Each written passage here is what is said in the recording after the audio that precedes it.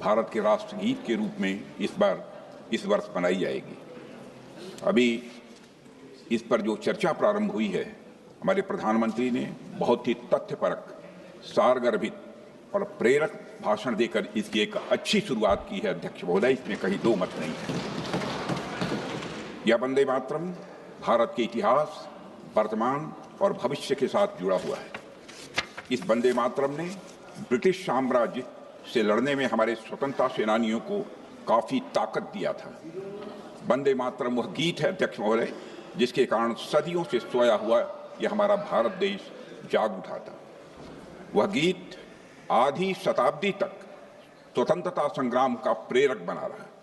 वह गीत जिसकी आवाज इंग्लिश चैनल पार करके ब्रिटिश पार्लियामेंट तक पहुंच गई थी।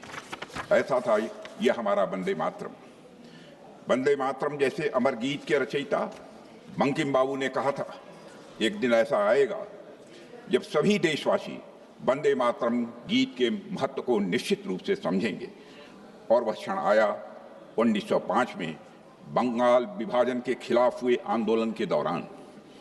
इस आंदोलन के समय वह गीत धरती से आकाश तक गूंज उठा था। श्री अरविंदो ने 1906 में बिल्कुल ठीक ही कहा था, अध्यक्ष महोदय, कि the mantra had been given and in a single day the whole people had been converted to the religion of patriotism.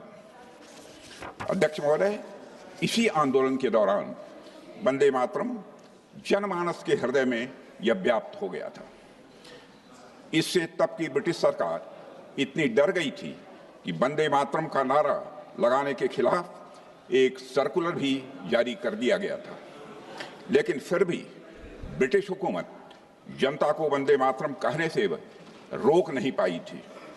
Vande Mataram ने लोगों के अंदर एक नई चेतना भी जागृत कर दी थी। उस समय अमृत बाजार पत्रिका के संस्थापक श्री मोतीलाल घोष ने कहा था, मैं तो वंदे मातरम गाऊंगा ही, भले ही हमें अपना सिर क्यों न गंवाना पड़े। यह बात उन्होंने कही थी। अध्यक्ष महोदय, राष्ट्रीय चेतना जागृत करने के लिए उस समय वंदे मातरम संप्रदाय की भी स्थापना की गई थी और इसके सदस्य वंदे मातरम गाते हुए प्रभात फेरी भी प्रतिदिन निकाला करते थे। इनमें गुरुदेव रविंद्रनाथ टैगोर भी कई बार जाते थे। जब 1906 में भारत का प्रथम राष्ट्रीय झंडा बनाया गया था, उसके मध्य में भी वंदे मातरम लिखा हुआ था। यह झंडा पहली बार बंगाल की धरती पर ही फहराया गया था, अध्यक्ष महोदय। और अगस्त 1906 में जब श्री बिपिन चंद्र पाल जी ने राष्ट्र चेतना जगाने के लिए एक समाचार पत्र की शुरुआत की थी, तो उसका नाम भी वंदे मातरम ही था, अध्यक्ष महोदय। यह वह समय था जब वंदे मातरम सिर्फ एक शब्द नहीं रह गया था, यह एक भावना बन गई थी, यह एक दर्शन बन गया था। It became a poem, pulse and A philosophy, अध्यक्ष महोदय। अप्रैल 1906 में नए बने पूर्वी बंगाल प्रांत में ब्रिटिश सरकार ने वंदे मातरम के सार्वजनिक नारे लगाने पर रोक लगा दी थी। लोगों ने इस आदेश की अवहेलना की, खुलेआम अवहेलना की। विश्वनाथ मुखर्जी ने अपनी किताब वंदे मातरम का इतिहास में इसका उल्लेख करते हुए लिखा है कि लोगों पर लाठियों की बारिश होती रही और पर जब तक उन्हें होश रहा तब तक वे वंदे मातरम का नारा ही लगाते रहे, अध्यक्ष महोदय। उस्मानिया विश्वविद्यालय में भी वंदे मातरम का नारा लगाने पर रोक लगी थी। इस आदेश को न मानने के लिए वहां के छात्र श्री रामचंद्र जी को भी जेल की सजा हुई थी। उस समय रामचंद्र जी की आयु बामुश्किल 18 साल की थी और उसके बाद 18 साल की उन्हें सजा भी दी गई थी।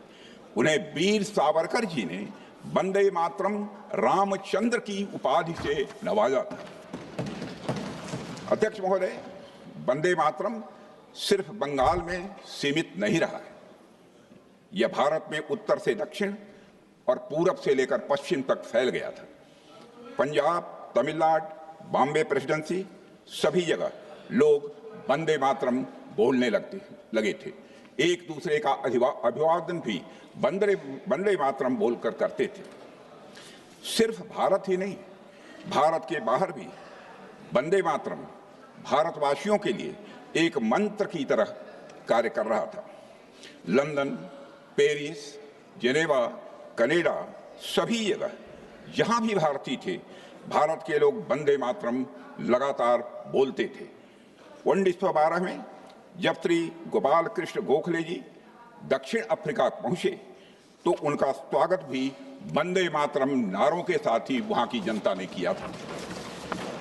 अध्यक्ष महोदय, वंदे मातरम के साथ शहीद भगत सिंह और शहीद चंद्रशेखर आजाद जी के पत्र प्रारंभ हुआ करते थे। मदन लाल ढींगरा जी का आखिरी शब्द भी वंदे मातरम था। फांसी पर जाते समय क्रांतिकारी सूर्य सेन के होठों पर भी वंदे मातरम था।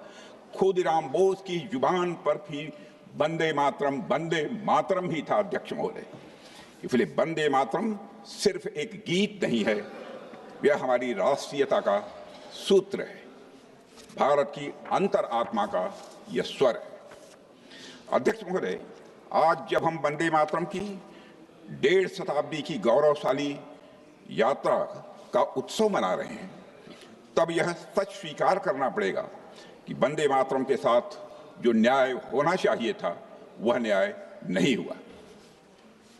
आज आजाद भारत में राष्ट्रगान और राष्ट्रगीत को बराबर का दर्जा देने की बात की गई थी, लेकिन एक हमारी राष्ट्रीय चेतना का अभिन्न अंग बन गया, समाज और संस्कृति की मुख्य धारा में स्थान पा गया, वह हमारे राष्ट्रीय प्रतीकों में शामिल हो गया।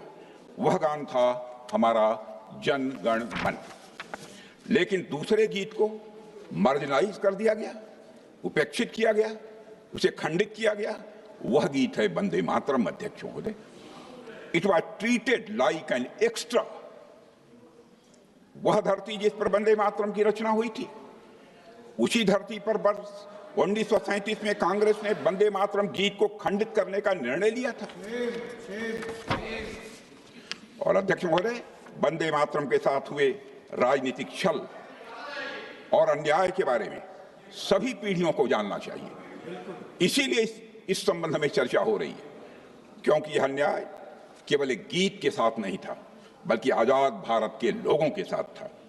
उन लोगों के साथ हुआ जिनकी सांसों में आजादी की हवा वंदे मातरम की पुकार ने भरी थी। अध्यक्ष महोदय, उस पुकार को सीमाओं में बांधने की कोशिश इतिहास का मैं मानता हूं कि यह बहुत बड़ा छल था। इसलिए हम यह मानते हैं कि वंदे मातरम का गौरव लौटाना यह समय की मांग है और नैतिकता का यह तकाजा भी है। अध्यक्ष महोदय, इस अन्याय के बावजूद वंदे मातरम का महत्व किसी भी सूरत में कम नहीं होने पाया और वंदे मातरम गुरु गोविंद सिंह जी और छत्रपति शिवाजी महाराज जैसे महापुरुषों के स्वराज और स्वधर्म के मूल्यों का यह जीवन स्वरूप बन गया। अध्यक्ष महोदय, वंदे मातरम स्वयं में पूर्ण है, लेकिन इसे अपूर्ण बनाने की कोशिश की गई। वंदे मातरम हमेशा राष्ट्रीय भावना का अमर गीत रहा है और अध्यक्ष महोदय, मैं बल देकर कहना चाहता हूं, सदैव यह बना रहेगा। दुनिया की कोई ताकत इसे कमतर नहीं कर सकती। अध्यक्ष महोदय, वंदे मातरम के साथ जो अन्याय हुआ है उसको जानना इसलिए भी आवश्यक है ताकि भावी पीढ़ियां ऐसा करने वालों की मानसिकता को, ऐसा करने वालों की सोच को ठीक तरीके से समझ सकें। और अध्यक्ष महोदय, और सबसे महत्वपूर्ण वजह यह है कि वंदे मातरम के साथ हुआ अन्याय एक आइसोलेटेड इंसिडेंट नहीं था। यह उस तुष्टीकरण की राजनीति की शुरुआत थी जिसे कांग्रेस ने अपनाया। इसी राजनीति ने देश का विभाजन कराया और आजादी के बाद सांप्रदायिक सौहार्द और एकता को कमजोर किया। अध्यक्ष महोदय, आज हम वंदे मातरम की गरिमा को पुनर्स्थापित कर रहे हैं, लेकिन कुछ लोग हम सबके खिलाफ यह नैरेटिव बनाने की कोशिश कर सकते हैं कि वंदे मातरम और जनगण मन के बीच एक दीवार खड़ी की जा रही है। ऐसा नैरेटिव बनाने का प्रयास यह विभाजनकारी मानसिकता का परिचय देता है। अध्यक्ष महोदय, हमारे मन में राष्ट्रगान और राष्ट्रगीत के लिए बराबर का सम्मान है। जो लोग यह बात नहीं समझते हैं वे मां की ममता को भी नहीं समझते हैं। मां अपने बच्चों में, अध्यक्ष महोदय, भेद नहीं करती है। जनगण मन और वंदे मातरम मां भारती के दो सपूतों की किलकारियां हैं। मां भारती की दो आंखें हैं अध्यक्ष महोदय। जनगण मन और वंदे मातरम दोनों ही हमारे राष्ट्रीय गौरव हैं। दोनों को भारत माता के प्रति अटूट प्रेम, राष्ट्रवाद और बलिदान की भावना एक सूत्र में बांधती है। इसलिए वंदे मातरम का उद्घोष यह किसी के विरुद्ध नहीं है, बल्कि हमारी राष्ट्रीय स्वाभिमान की यह अभिव्यक्ति है। अध्यक्ष महोदय, एक समय था जब भारत दुनिया की सबसे बड़ी अर्थव्यवस्था थी, लेकिन कॉलोनियल रूल की कूटनीति और कुशासन ने 19वीं सदी के उत्तरार्ध तक हमारी मातृभूमि की स्थिति बहुत ही दयनीय कर दी थी। उस समय बंगाल की धरती से ऋषि बंकिम चंद्र चट्टोपाध्याय जी ने वंदे मातरम का आह्वान किया। यह आह्वान रामायण के एक प्रसिद्ध श्लोक से प्रेरित था, और वह श्लोक है, अपि स्वर्णमयी लंका